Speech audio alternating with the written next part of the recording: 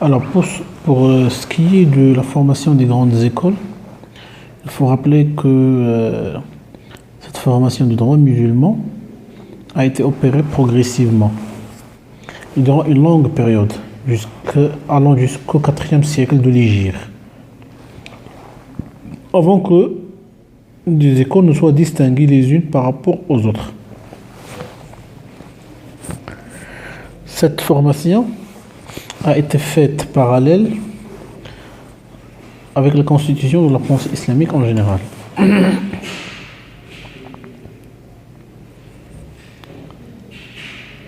Donc, ces écoles, les écoles chiites et kharijites, plusieurs écoles ont vu le jour à cette époque, mais dans l'orthodoxie musulmane, Al-Sunnah, seulement 4 d'entre elles ont pu survivre jusqu'à nos jours. Et donc, il convient de les exposer brièvement, à savoir l'école hanafite, l'école shafi'ite, l'école hanbalite et enfin l'école malikite qui constitue le rite officiel de l'État marocain. L'école hanafite, son fondateur est Abu Hanifa al-Nu'man, d'origine persane, né à Koufa en Irak en 80 de l'Hégire, à Bagdad en 150 de l'Hégire. La caractéristique marquante de l'effort de Abu Hanifa pour le développement du raisonnement juridique, c'est que cette école insiste non seulement sur l'utilisation du jugement personnel, ra'i, mais sur la finalisation de ce jugement et par la recherche du mieux, c'est-à-dire le jugement préférentiel, al-istihsan.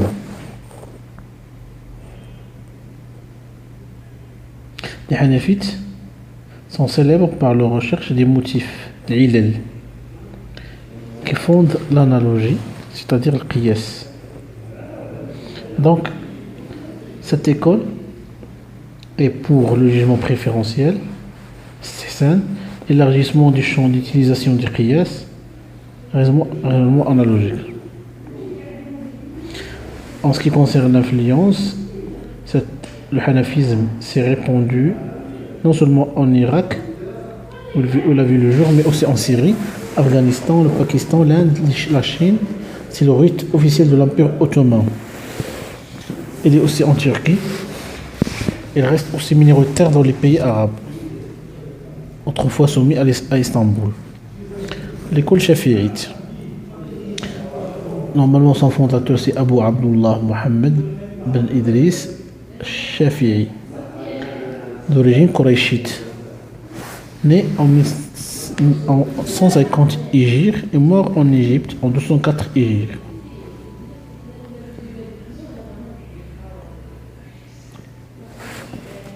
En effet, sa caractéristique fondamentale est le fait de valoriser la sunna, c'est-à-dire la tradition du prophète comme source du droit, en minimisant par là l'apport de l'opinion et du jugement préférentiel. Le Shafi'i se distingue par sa conception de l'ijma', le consensus, qui le définit comme un consensus unanime de la communauté réelle, comme tel. Cette conception sera pourtant abandonnée par Shafi'i lui-même en considérant l'ijma' comme le consensus du jurisconsulte, mais considéré comme exprimant le consensus de la communauté. Alors, en ce qui concerne l'extension de cette école, donc il est répandu en Égypte, l'Arabie du Sud, l'Afrique orientale musulmane, Indonésie, Malaisie. Il est également présent à Thaïlande, Vietnam et aux Philippines. L'école hanbalite, fondée par Abu Abdullah ibn Muhammad ibn Hanbal al-Shibani, d'origine arabe, né à Bagdad en 164 de l'Hégire et mort en 241 Hégire. Alors, la caractéristique de cette école, qui se fait distinguer par rapport aux autres écoles, qui admettent plus ou moins l'intervention du jugement personnel, c'est qu'il s'inscrit dans la ligne des stricts traditionnistes. Il récuse la théologie et ilm al-kalam. Il la récuse. Il n'admet pas le jugement préférentiel ni l'opinion personnelle. Il s'appuie fondamentalement sur la tradition du prophète et des premiers compagnons. Donc, c'est pour cette raison que le hanbalisme a connu au cours des âges une faveur dans les couches populaires. C'est pourquoi aussi plusieurs mouvements piétistes y trouvent leur origine au wahhabisme et salafisme. Alors, à la différence des autres écoles, il n'a pas connu des territoires délimités. Il est très dominante à Bagdad. Il a des représentants en Palestine, en Syrie, à Damas, notamment. Il est le rite officiel du royaume Arabie Saoudite. L'école malikite. Il prend le nom de son père fondateur, Malik ibn Anas ibn Abi Amir al-Asbahani. Amir al-Asbahani. D'origine yéménite. Né à Médine, 93, de l'Hégire, est mort dans la même ville en 179, sans l'avoir jamais quitté. La caractéristique de cette école de Malik est l'importance accordée par celui-ci à la fois au consensus des savants et à leur jugement personnel. Il était à la fois rationaliste et traditionniste, mais surtout son large recours au principe de l'utilité générale, la masalih, assez proche du jugement préférentiel, l'istihsan, mais qui rappelle l'idée de l'intérêt commun. Le rite malikite, c'est le rite officiel qui tient le plus compte de cette source secondaire qui est la coutume, l'orf. Puisqu'il a adopté la coutume de Médine. Alors, ce triomphe était en Afrique, au nord, où les pratiques locales occupent une grande place dans la jurisprudence. C'est le rite officiel de l'État marocain.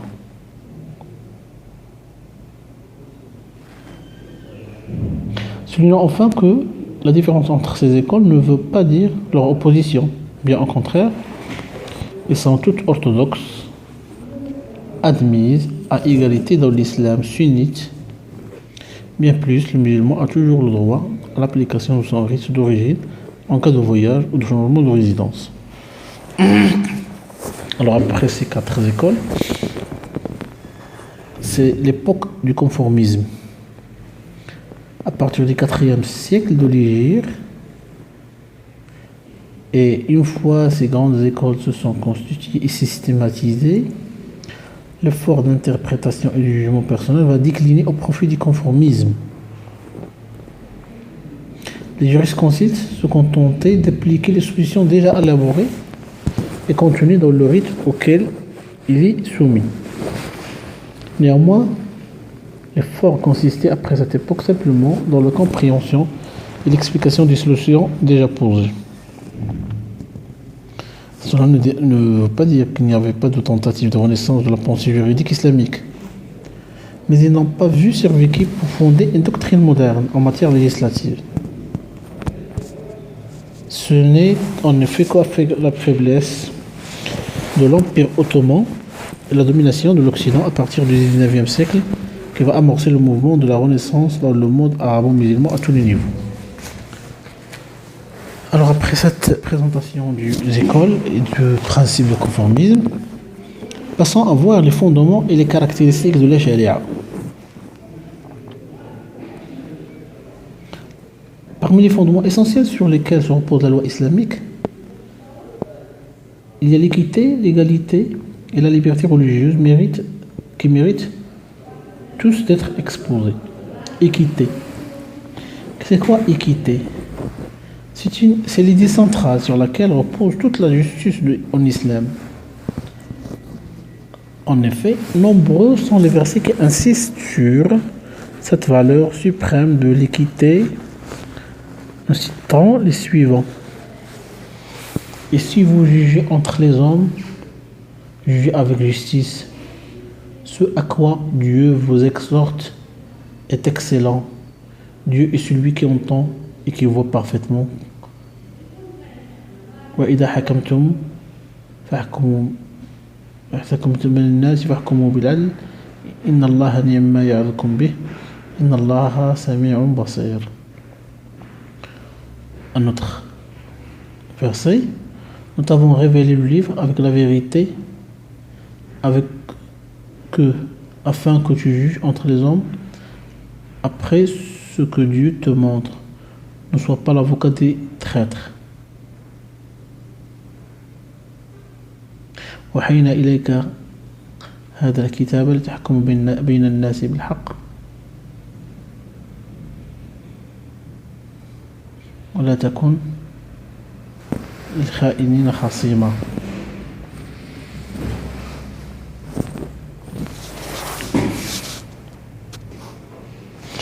إنا أنزلنا إليك الكتاب بالحق لتحكم بين الناس بما أراك الله ولا تكن للخائنين خصيما. صدق الله العظيم.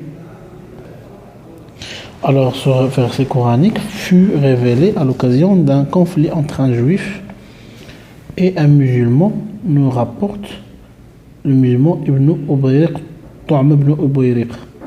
Ubayriq Tu'ma, donc qui avait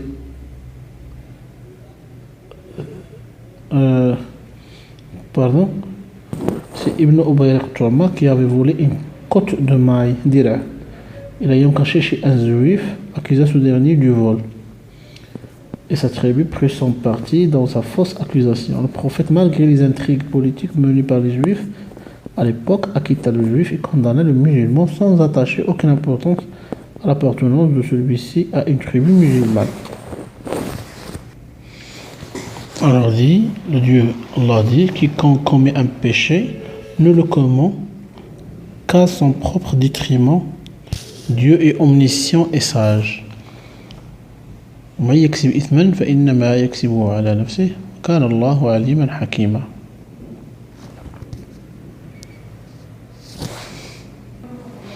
Quiconque commet une faute ou un péché puis le rejette